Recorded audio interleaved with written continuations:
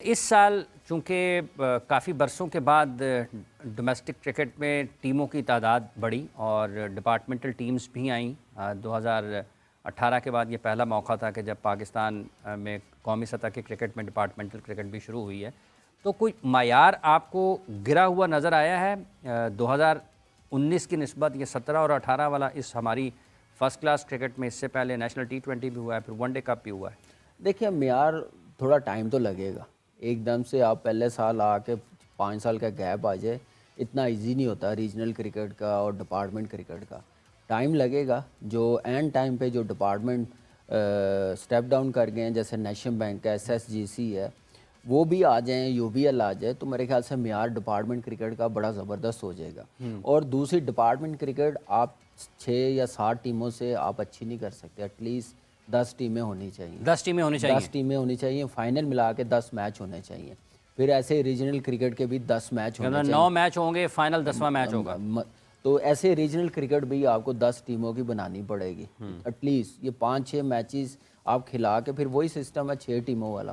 آپ ایسے کھلائیں گے، گریڈ 2 کھلائیں گے. جو بڑی ریجن بنی ہوئی ہے ان کو آپ لائیں، واپس لائیں. اور ڈیفینیٹلی PCB، ندیم بھائی اور جنیزیا جیسے کام کر رہے ہیں، وہ کوشش کریں گے کہ اگلے سال یہ اتنی ٹیمیں آ جائیں جس کا فائدہ ہو پاکستان کی کرکٹ کو. دیکھیں ہم لوگ بھی کھیلے ہیں نا، ہم 20 میچ کھیلتے تھے تو ہمیں آئیڈیا ہوتا تھا. 10 ہم لاہور کی طرف سے کھیلتے تھے، 10 ہم میچ نیشنل بینک سے بھی کھیلتے تھے تو ہمیں فائدہ ہوتا تھا. 20 میچ بھی کھیل کے ہمارا دل نہیں بھرتا تھا. ہم کہتے تھے یار سیزن آف ہو گیا، ابھی تو مزہ آنا شروع ہو گیا. آپ کا NOC کا دل نہیں کرتا تھا؟ دیکھیں NOC تو اس وقت اتنی نہیں، لیکن یہ ہے کہ ہم کہتے تھے کہ ہم لوگ جتنی لمبی کرکٹ کھیلیں، جتنی بڑی کرکٹ کھیلیں اتنا فائدہ. ورک لوڈ مینجمنٹ اس وقت نہیں ہوتی تھی سر؟ سب کچھ ہوتا تھا، سب کچھ ہوتا تھا، سب کچھ کہا جاتا تھا. ایون ہم ٹیم سے آ رہے ہوتے تھے تو میں فون کر دیتا تھا اپنی ٹیم کو کہ میں پہنچ رہا ہوں ڈائریکٹ میچ پہ. تو کچھ پلیئر ہمارے سینئر یہ کہہ رہے ہوتے تھے کہ تو گیا نا تو تیری خیر نہیں ہے، نہیں تو پھر سانوں بھی جانا پینا. لیکن ہم لوگ پھر بھی جاتے تھے، ہم ویلیو دیتے تھے کیونکہ اس کرکٹ کو ویلیو، میں نے کہا نا، as a management, as a player بھی آپ کو دینی پڑے گی. اور ویلیو دیں گے تو آپ کامیاب ہوں گے اور میچور ہوں گے. وہاب ریاست کتنی بات سنتے ہیں کامران اکمل کی؟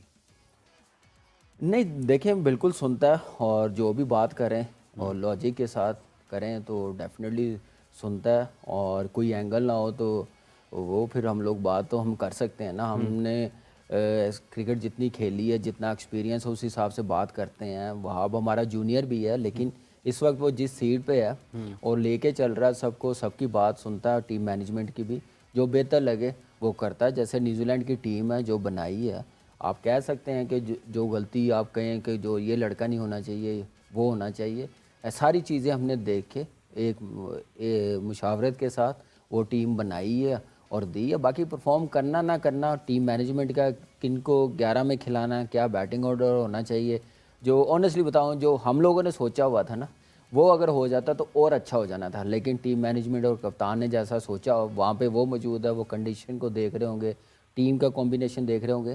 لیکن یہ ہے کہ سنتا ہے اور جو بات کریں لاجک کے ساتھ تو ڈیفینیٹلی سننی پڑتی ہے. قائل کرنا وہاب صاحب کو مشکل تو نہیں ہے؟ نہیں نہیں، کوئی مشکل نہیں ہے. اور میں نے کہا نا کہ وہاب ہماری ٹیم میں سب سے جونیئر ہے تو یہ بات سلیکشن میں ہیڈ کر رہا ہے. لیکن جس سیٹ پہ وہ پہلے بیٹھا ہوا تھا، پنجاب سپورٹس منسٹری پہ بیٹھا ہوا تھا، اس کو کام کرنے کا طریقہ اس نے جیسے کام کیے ہوئے ہیں تو یہ بھی ایک میرے خیال سے اس کے لیے ایک جاب ہے. اور بڑے ریلیکس ہو کے اور جو بہتر ہوتا ہے، جو بہتر ہونا چاہیے اس حساب سے بات. اچھا، ابھی آپ نے جب یہ پاکستان کی بالخصوص نیوزی لینڈ کے لیے جس ٹیم کا اعلان ہوا اور جو ٹیم وہاں پر 5 میچز کھیلی، پاکستان میں اس پر بہت بات ہوئی ہے کہ 1 سے زیادہ وکٹ کیپرز اور 3 سے زیادہ اوپنرز تھے اس ٹیم میں. جب آپ نے جو اسکواڈ کا اناؤنس کیا، آپ نے کہا کہ جو سلیکشن کمیٹی نے سوچا تھا اگر اس کے مطابق وہاں پر ٹیم کھلائی جاتی تو ہو سکتا ہے نتائج مختلف ہوتے. یہ بات سن کر یہ احساس ہوتا ہے کہ سلیکشن کمیٹی نے پہلے 11 بنائے اور پھر وہ 16 کی طرف گئے، 17 کی طرف 17 کی طرف گئے، پھر آپ 17 کی طرف گئے.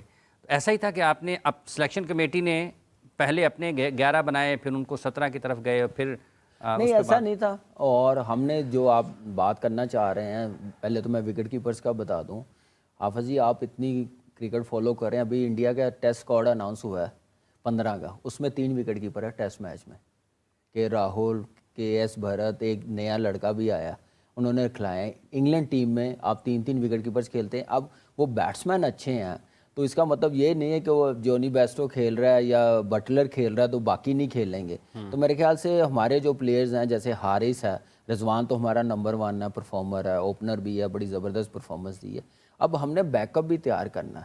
ہمارا یہ تو پلیئر سیٹل ہے, آٹومیٹک یہ چوائس ہے کہ یہ ٹیم کا حصہ بنیں گے. جو بھی بڑا ایونٹ ہو, بڑی سیریز آئی جیسے ابھی نیوزی لینڈ کے ساتھ تھی, کوئی ایسی ہلکی ٹیم آئے گی تو آٹومیٹکلی یہ تھوڑا ریسٹ کریں گے, ہم کوشش کریں گے بیک اپ تیار کریں. لیکن ہم نے یہ کہا تھا, میری جو رائے تھی کہ آپ ایک تو بیٹنگ آرڈر جو بھی ہے چلنے دیں. اگر آپ نے کھلانا بھی ہے کسی نئے پلیئرز کو, آپ اپنے کسی سینئرز کو ریسٹ کروا سکتے ہیں. T20 میں آپ ایسے ایکسپیریمنٹ کر سکتے ہیں, ون ڈے میں کر سکتے ہیں, لیکن آپ ٹیسٹ میچز میں نہیں کر سکتے. تو اس حساب سے ہم لوگوں نے ٹیم بنائی تھی کہ ہم نے بیک اپ کو کانفیڈنس دینا, کیونکہ جو پچھلے ہم نے کافی عرصے سے دیکھا کہ بیک اپ ہمارے پاس نہیں ہے. نسیم شاہ انفٹ ہوا ہے تو نیا بول کرنے والا کوئی نہیں تھا, کس سے نیا بول کروائے. اس حساب کو, اس مائنڈ سیٹ کو رکھے ہم لوگوں نے یہ ٹیم بنائی تھی. اور اس میں آپ کہہ سکتے ہیں کہ صاحبزادہ کی ڈومیسٹک کی پرفارمنس تھی. اس میں صرف بیک اپ نہیں, پرفارمرز کے ساتھ جو لڑکے گئے ہیں ان سب نے بڑی زبردست پرفارمنس دی ہے. اس مائنڈ سیٹ کے ساتھ ہم نے ٹیم بنائی تھی. اور کوئی بھی ہوتا وہ ایسے ہی کرنا چاہیے. جب آپ نے بیک اپ بنانا تو آپ کو ایسے رسک لینے پڑتے ہیں, کچھ ورک لوڈ مینیج کرنا پڑتا ہے. آپ کا آسٹریلیا ٹور ہے, ورلڈ کپ آپ کھیل کے آئے ہیں, پھر لیگ کرکٹ آپ اتنی کھیل رہے ہیں, تو اس لیے اپنے فاسٹ بولرز جو سینئر پلیئر ہیں ان کو آپ کو مینیج کرنا پڑتا ہے. جو آپ کے ڈومیسٹک کے پلیئرز جہاں پرفارم کر کے ٹیم میں آئے ہیں ان کو وہ نمبرز, ان کی صلاحیتوں کو جانچنے کے لیے وہاں پر موقع ملتا تو زیادہ بہتر. جیسے آپ نے اوپنرز کی بات کی نا فصل, 5 اوپنرز سے 5 کے 5 تو نہیں کھلانے, کھیلنے تو 2 ہی تھے نا. تو اس میں آپ نے روٹیٹ کرنا تھا, روٹیشن پالیسی آپ نے بنانی تھی. وہ انفارچونیٹلی موقع نہیں مل سکا. پرفارمنس ایسی آئی, ہارتے گئے ہیں, مجھے لگا پریشر آتا گیا. پھر نیا کپتان بھی تھا, اس کی بھی خواہش ہے کہ میں جیتوں, اچھی پرفارمنس دوں, لیکن ایسا ہو نہیں سکا. لیکن یہ ہے کہ ٹرائی کی ہے ٹیم نے. لیکن اوپنرز, پھر مڈ آرڈر, حسیب اللہ, میں آپ کو آنیسٹلی بتاؤں, حسیب اللہ ایز اے مڈ آرڈر گیا تھا جو ہم نے سلیکٹ کیا تھا, کیونکہ زلمی کی طرف سے وہ 4-5 پہ کھیلتا رہا. ہم نے کہا اس سے آپ چانس لے سکتے ہیں. افتخار ہے, اعظم خان ہے, آپ دیکھیں, پھر نواز آل راؤنڈر ہے.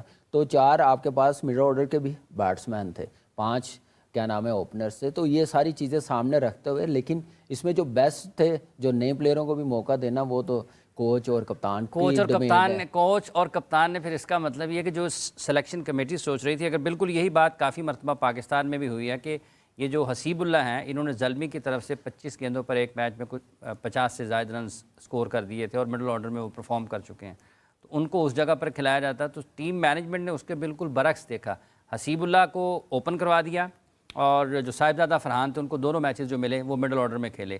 اچھا کامران, یہ جب آپ نے بیک اپ کی بات کی ہے, آپ نے کہا کہ ہم حسیب اللہ ہیں, صاحبزادہ فرحان ہیں, اعظم خان ہیں.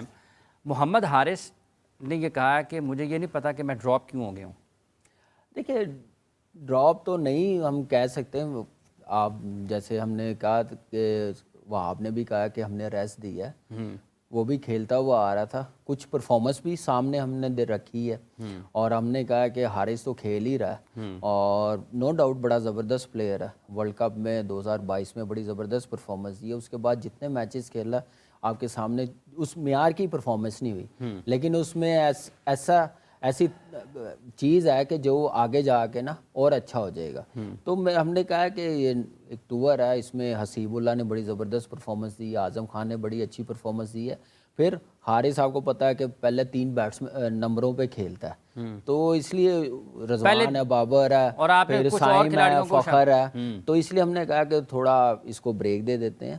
جو مڈل آرڈر میں اعظم ہے, اس نے پرفارمنس دکھائی ہے, اس کو موقع دیں, جو ڈیزرو بھی کرتا ہے. انٹرنیشنلی اس نے لیگ, پھر نیشنل T20 میں جیسے میچ فنش کیے ہیں 5ویں 6ٹھے نمبر پہ جا کے, اس چیز کو سامنے رکھتے ہوئے ہم نے موقع دیا. اب پرفارمنس نہیں ہوئی, کوشش کی ہے, اب کچھ کہہ نہیں سکتے. لیکن حارث جو ہے ہمارے پلان کا حصہ ہے اور پرماننٹ ہے, اور T20 میں جیسے اس نے اپنے آپ کو PSL میں پرفارمنس دی ہے. آنے والا PSL بڑا امپورٹنٹ ہے ہر پلیئرز کے لیے, تو اپنا آپ دکھائیں تو ڈیفینیٹلی واپس آئیں گے. لیکن ٹیم سے آؤٹ نہیں ہے, پلان سے آؤٹ نہیں ہے کوئی لڑکا بھی.